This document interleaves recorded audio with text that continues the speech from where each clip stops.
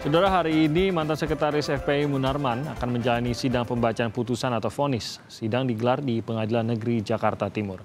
Pada sidang sebelumnya, Munarman membantah dia dan FPI terlibat terorisme. Munarman juga menyebut organisasi ini menolak cara kekerasan dan terorisme sebagai sarana perjuangan maupun dakwah. Munarman berharap segala bentuk pelebelan serta framing terhadap ia dan FPI bisa berhenti. Sebelumnya, jaksa menuntut Munarman dengan hukuman 8 tahun penjara dalam kasus tindak pidana terorisme. Dan untuk memantau situasi menjelang sidang vonis dugaan terorisme dengan terdakwa Munarman, kita akan langsung bergabung dengan jurnalis Kompas TV Abel Insani di Pengadilan Negeri Jakarta Timur. Abel, selamat pagi. Bagaimana pantauan persiapan dan pengamanan sidang pembacaan vonis Munarman di Pengadilan Negeri Jakarta Timur pagi ini?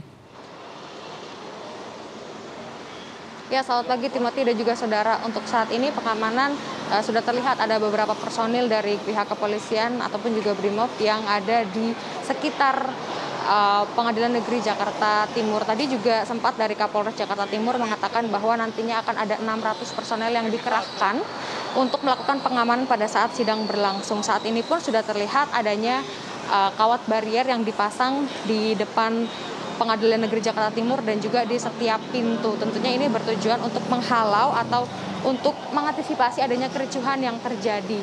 Karena kalau bercermin dari sidang sebelumnya, ini ada beberapa simpatisan dari FPI yang datang dan memang memaksa masuk ke Pengadilan Negeri Jakarta Timur, dan ini membuat kericuhan seperti itu. Dan pengamanan ini dilakukan untuk mengantisipasi atau meminimalisir hal-hal tersebut. Untuk saat ini juga saya masih melihat adanya mobil-mobil BRIMOB yang datang begitu, karena personilnya juga belum sepenuhnya ada 600, dan tadi dari pihak kepolisian mengatakan akan ada 600, ini pun juga gabungan begitu ya. Ada dari BRIMOB, lalu juga dari pihak kepolisian Metro, lalu ada TNI dan juga Satpol PP. Lalu apa yang bisa Anda rangkum, Abel, dari dakwaan hingga tuntutan terhadap Munarman pada sidang-sidang sebelumnya?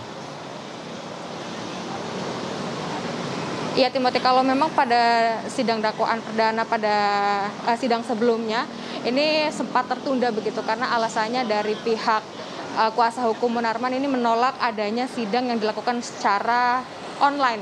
Mereka meminta agar sidang tersebut dilakukan secara offline. Pada akhirnya sidang dakwaan tersebut ditunda. Tidak hanya itu, alasannya juga karena mereka menganggap bahwa dokumen itu belum lengkap. Dokumen yang belum lengkap ini adalah BAP dari saksi-saksi lain. Dan pada saat itu yang ada BAP-nya hanya BAP tersangka saja, sehingga mereka meminta untuk ditunda sidang dakwaan tersebut. Tapi pada saat selanjutnya Munarman didakwa di pasal 12, 13 dan juga 15 Undang-Undang Terorisme, dan ini merupakan pasal berlapis yang pada saat itu juga dari pihak kuasa hukum Munarman ini sempat keberatan begitu ya.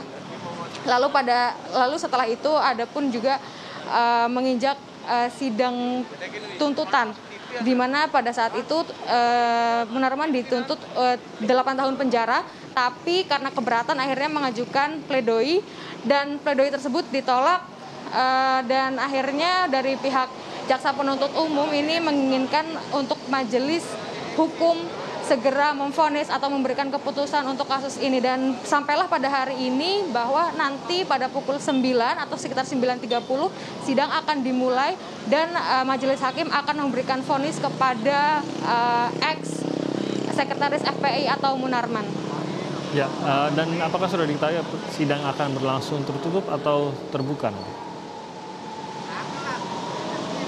Ya, Timothy, kalau menurut informasi yang kami dapatkan, memang untuk sidang ini tertutup, sehingga dari pihak kami media juga tidak bisa masuk ke dalam. Kita hanya ada di sekitar beranda saja. Nanti sidangnya akan dilakukan secara tertutup. Kita hanya bisa mendengar melalui audio saja yang memang disiapkan dari pihak Pengadilan Negeri Jakarta Timur. Jadi nanti pihak media atau dari kami hanya bisa mendengar bagaimana jalannya sidang berlangsung. Tapi untuk mengetahui bagaimana situasi di dalam ini kami tidak bisa melihat karena memang sidangnya dilakukan secara tertutup, Timothy.